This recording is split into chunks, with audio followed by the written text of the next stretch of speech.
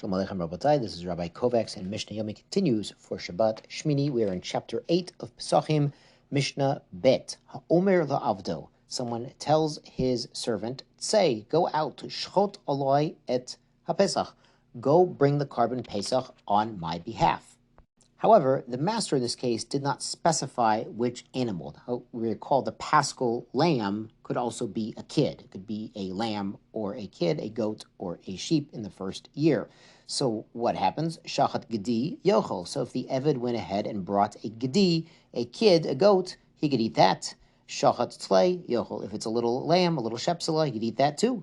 Now, that's when it's one or the other. But what about the case of shachat gedi otlei? So the Eved didn't really know which one they wanted, so the Eved went ahead and brought both.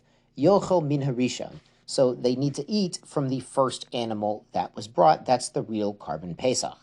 Now the Gemara explains this case refers to the servant of a king or a queen or someone who's very rich who doesn't particularly care if he's getting lamb or kid, because they're so rich they could have lamb or kid on a regular basis. They're not particular. But regular people who can't always afford meat, and to have an entire lamb or an entire kid, it's kind of a special thing. So they might have a big preference of one or the other. So the Eved has to really bring the correct animal.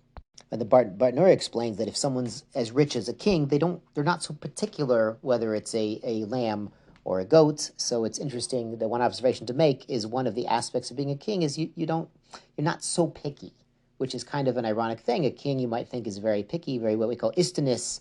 They want the best of the best, but maybe because they have access to so many things, they're not particularly particular about their servants. If their servants make a little mistake, a little mix-up, it doesn't really bother them. It's an interesting observation. Mishnah continues, Shachach ma'amar lo rabbo.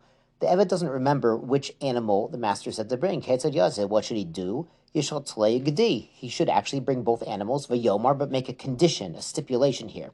He says, Im gedi amar li Rebbe, if the master wanted the kid, Gedi shalo, the kid belongs to him, Talei shali, and the lamb is for me.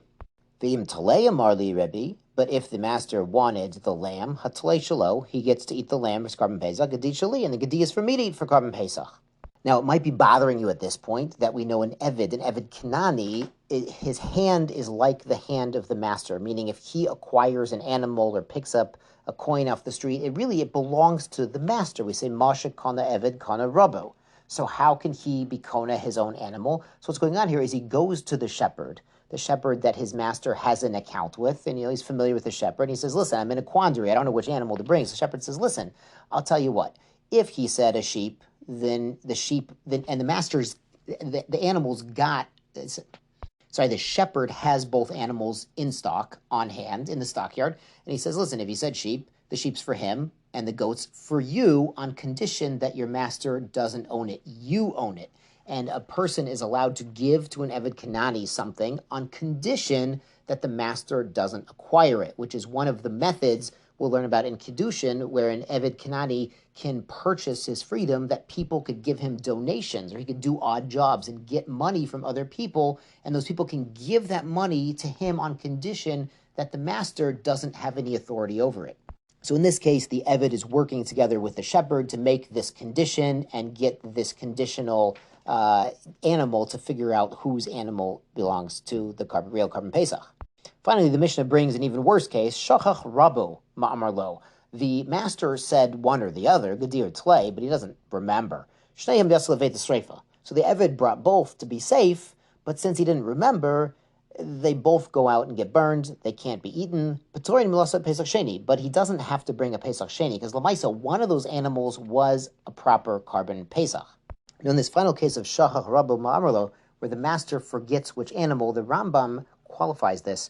Rambam says this is when he forgot after they brought both animals, but at the time they brought the animals, he knew which one was appropriate, which one was the real carbon Pesach, so then he doesn't have to bring Pesach Sheni. He's Pater Melasod Pesach Sheni. But if the master had forgotten which animal it was even before these animals were brought as potential Karbanot Pesach, then he's really stuck. He has to bring a Pesach Sheni because neither animal was fitting to be his carbon Pesach for that time. On to Mishnah Gimel, Ha'omer Levonov. Somebody is saying to his children, Hareini shochet et Pesach. Behold, I will slaughter the carbon Pesach. Al mish ya'alei mekem rishon Yerushalayim.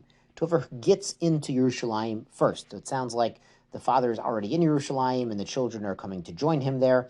And he's being mizoriz them. Mizoriz is lashon zrizus. Zrizut is alacrity, or being hasty, being quick to jump to do a mitzvah.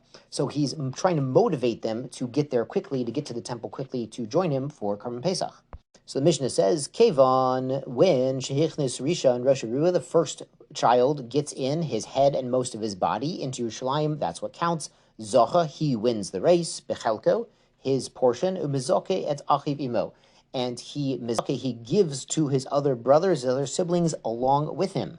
Now, this doesn't mean that this first son who won the race is the only one the father has in mind. The father has in mind everybody. The father registered all of the children on his Karban Pesach, but what it means is he's being mizarez them. He's going to reward him as being sort of in charge of dividing up the portions and giving them out to the siblings. Whoever gets there first gets to pick the first piece and give out the pieces. So maybe this will work on Shabbos if you're cutting up a cake. You cut up a cake, and whoever benches whatever, you can figure out how to reward the children appropriately. Now the Mishnah here continues, Le'olam nimnin olov ad shehevo kizayit, lekol echad echad. You can continue adding people to the group to register them on a single Karban Pesach, as long as everyone has a kizayit. So if there's only 50 kizaytim of meat and edible portion of this gedi, of this little lamb or this little goat, then you can't have 51 people.